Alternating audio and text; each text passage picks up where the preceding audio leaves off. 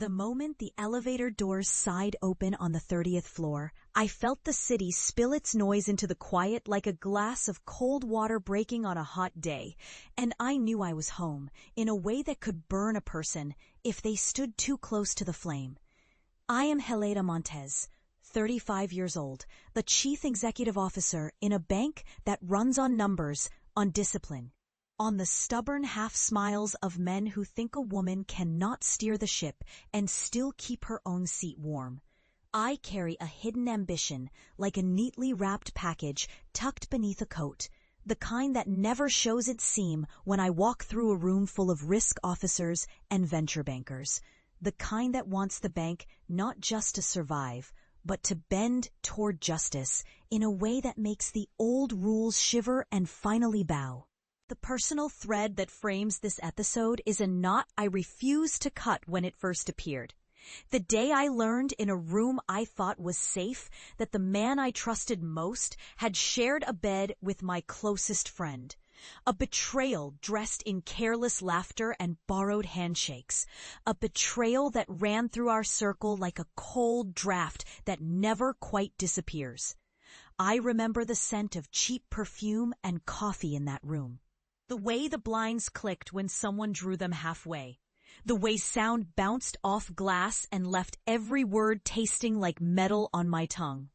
I remember telling myself that I would not let anger decide my next move, that I would be precise and that I would not let the room win. Yet the hurt settled in my gut like a stone, and with it came a plan that wore the soft shoes of justice and the hard face of a strategist. Years have passed since that fall from grace, years that taught me how to turn pain into purpose without letting it turn me into a person I would not recognize in a mirror. I climbed the ladder with careful steps, never shouting, always listening, always calculating how to make a system better while not losing my own voice in the process. My ambition was not loud. It was a steady hum under the skin.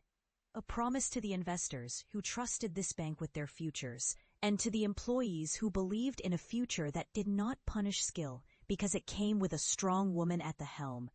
I learned to read people as if they were market signals, how their eyes flicker when a number slips, how their shoulders straighten when a client calls with a headline that could topple a department, how a smile in a boardroom can hide a motive as sharp as a knife. My work became the mask I wore when I walked into a room where old loyalties clung to the walls like damp wallpaper, and I grew used to the way a room quiets when I speak, the way risk turns to a list of numbers in front of me, and a decision is made with a breath held tight. And then he entered again, not as a memory, but as a test. He was different now, leaner and more confident. With that same easy charm that had once drawn lines around my days and pulled them into a night I wanted to forget.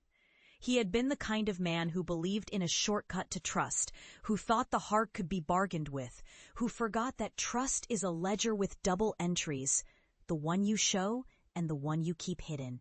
He did not come alone this time. The universe has a cruel way of balancing books.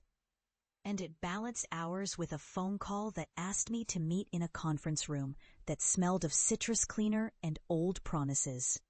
He was there, but so were the questions I had not asked aloud in years.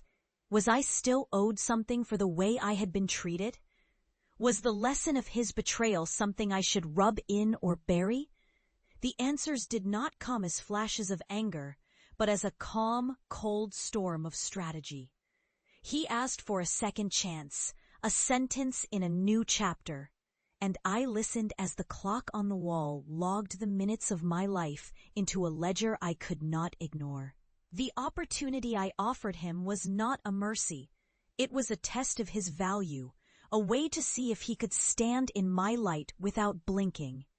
He did not know what I knew about him, not all of it. Not the exact moments when the room tilted and I realized he was in the habit of choosing convenience over honesty. He did not know how carefully I had curated his path back into my circle, how I laid out a role that would keep him close enough to learn my tactics and far enough to keep him from daring to cross me again. The job, when I offered it, was not a gift. It was a sentence in a new kind of trial by fire, one that required him to prove he could resist the lure of shortcuts and that he could operate within a structure that valued accountability above all else. He would report to me, not to a man with a bigger title or a flashier suit, and I would watch him as a hawk watches a field mouse, watchful, patient, and ready to pounce if the pattern turned sour. He would work in a unit that measured risk in the language of numbers and ethics, a place where the wrong move could ruin dozens of lives, and where the truth, no matter how awkward, was the only currency that mattered. He would learn the rules again, not from a lecture, but from the weather of a day spent in the open eyes of a woman who had learned to survive on cold logic and a quiet fury. I do not pretend that the reward was merely professional. My body remembered the ache of betrayal in the way a bank remembers a breach in the firewall, and the ache turned into a vow. If I survived this, I would turn his presence into a mirror that showed not the old us, but a new version of him. A version that could be trusted because it understood the cost of betrayal and the price of redemption. The first weeks were a careful dance. He spoke softly to a few colleagues, tested the air for signs of weakness.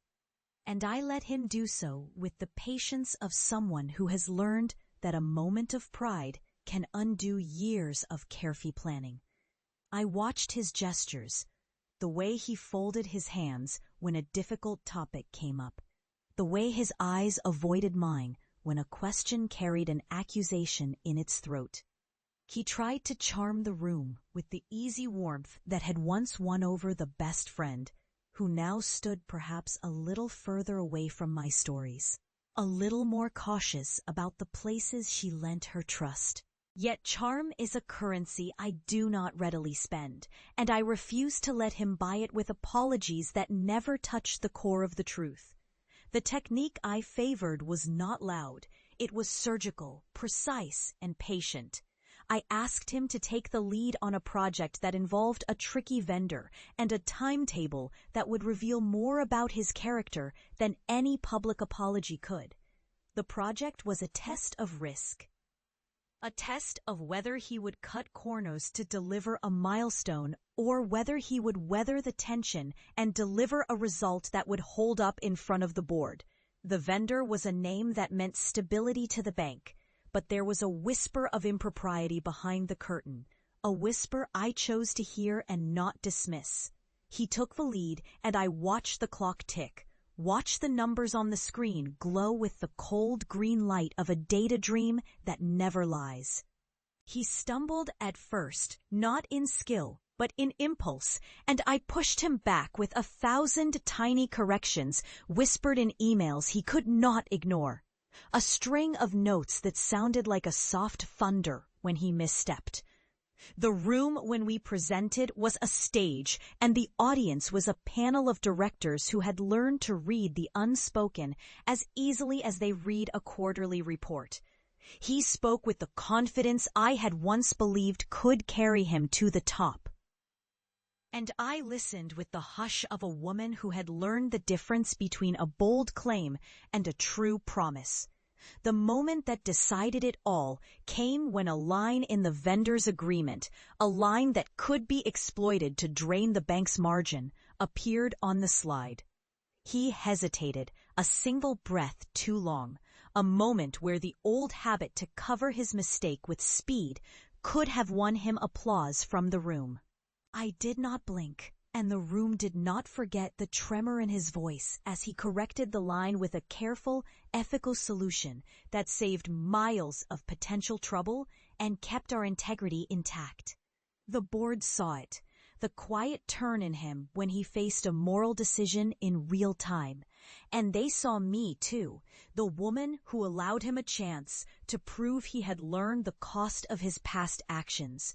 The woman who would not let him hide behind an apology he did not earn. In the weeks that followed, he learned the field of this work as if it were a new country to map.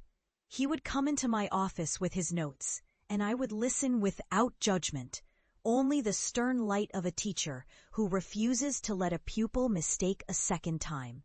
He kept to the boundaries, stayed in the lane, and when the numbers finally lined up, when the forecast turned to clean and the audit looked ready to pass, I felt the old ache soften into something else. Something that looked like respect, perhaps even gratitude. Not toward me alone, but toward the discipline that a person can live by if they choose to. The moment of truth came not in a roar, but in a quiet, almost ceremonial closing of a file. As if we both understood